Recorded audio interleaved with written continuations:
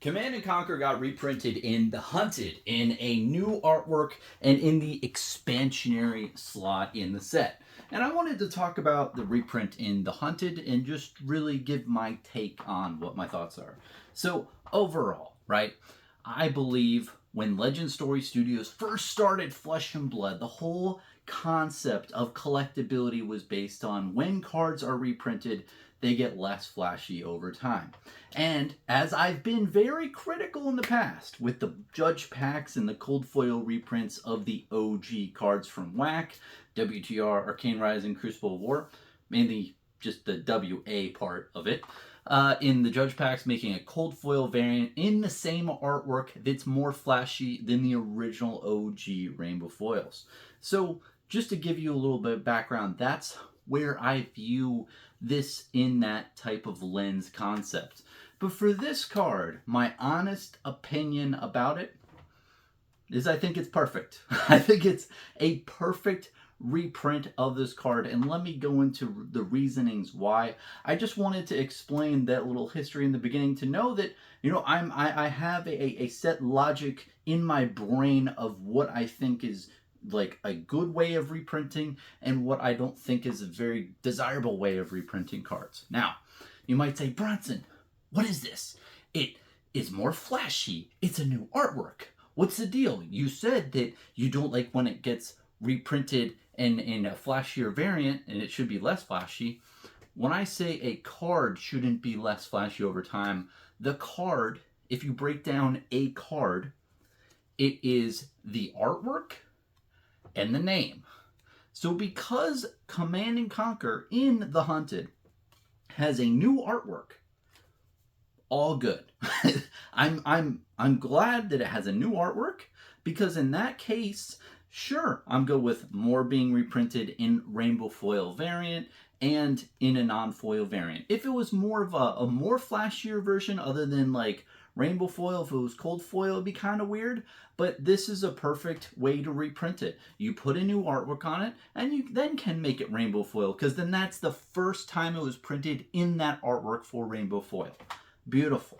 Same with all there's these Sigil of Solace reprints with different artwork and rainbow foil, and they're like promos for different events.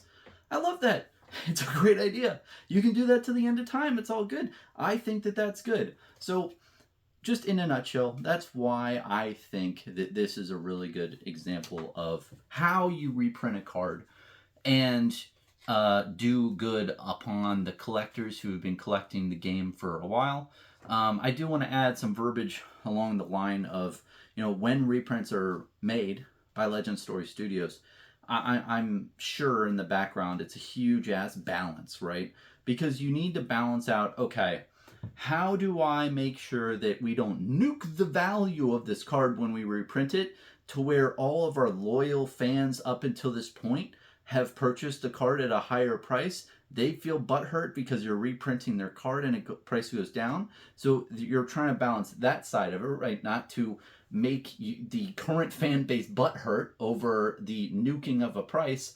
And then you're balancing with new players who are getting into the game now who want the card but don't really have the availability to it, right? Because the price is like $100, $90, what have you. I mean, my thought process is, this is the 15th set of Flesh and Blood, The Hunted, if memory serves. That's a long time, right? And the first time this was printed, like, in mass, in my opinion, from what I remember, again, my memories, is Arcane Rising. And then there's a little bit of History Pack. There's a good amount there. But mainly in Arcane Rising Unlimited. It was reprinted subsequently a couple times, but not in like mass, not like huge numbers. So it's been a good amount of sets. And I feel like the price of it has maintained a high price point for the last, ever. So the last 3 years or whatever. So I think that reprinting it at this time is necessary. And I think Command and Conquer was probably the second most highest card complained about, other than Spring Tunic. Spring Tunic was reprinted in bright lights, and what was interesting about Tunic is there's a good way to look at it. It went down to like $60, $70 for a time, when Bright Lights came out, when it was flooded into the market. But then look at the price of Spring Tunic now. Even the whiteboard copies are creeping up, creeping up, creeping up, which shows new player growth if those copies are being eaten up, right? So overall, I think that Legend Story Studios did a perfect job in this scenario. It is a, you could say, flashier variant, but I don't believe so, right? I like the OG card. I like the artwork on that better than this one, to be honest. I think this one does look cool, though. I'm not gonna lie. I do like the artwork. Maybe that's just the hopium and nostalgia talking for myself with artwork preferences. But and I do like that it's coming out in another Volcor based set, where Command and Conquer was like an army general from Volcor, and this is in a set relating to Volcor and the whole Emperor dying and what have you. I like the thematics of that, and it popping up back in at this point in time. It adds a lot of spice to the boxes. But what's nice is it's not being reprinted in a normal slot, and that's the big thing that a lot of people may be missing with this, is that it's being reprinted in the expansion slot, which means that the print run, if I'm remembering correctly, is slightly less than a normal amount of Majestics that's in the other slots, in the standard slots. So I like it in that slot. And the expansion slot overall has been such a brilliant move from Legend Story Studios. Instead of making a supplemental box where it's non-draftable, right? You literally take a supplemental box, right? And when I say supplemental box, I'm talking about Crucible of War, I'm talking about Dusk Till Dawn, I'm talking about all those boxes that aren't the core sets or the draftable sets, the sets that just include the cards that you can't draft with, right? Instead of creating those again, you literally just break apart those and put them in 4 to 5 sets in the expansion slot, which is, I think, a brilliant move. And you put it in a slot where you can't even draft with it. So you can put all this different support for a bunch of different heroes. You can hotfix things a lot easier.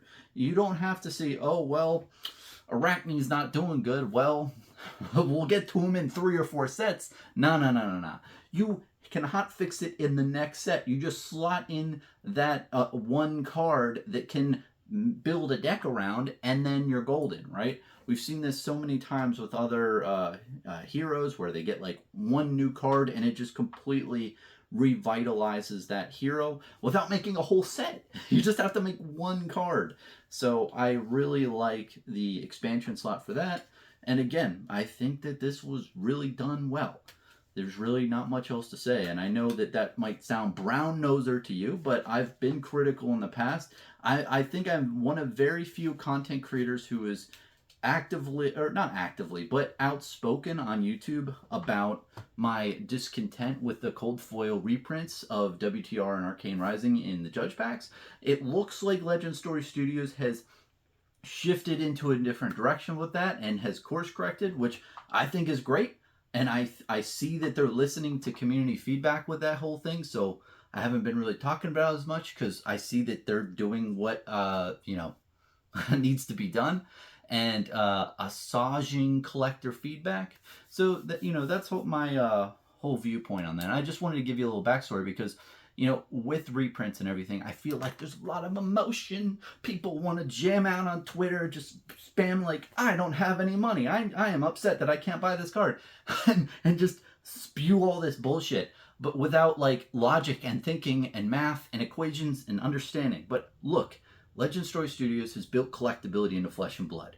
Instead of all the other companies, the big people in the other companies where they print a card and they reprint flashier variants, they reprint it in less flashier variants for the card name and artwork.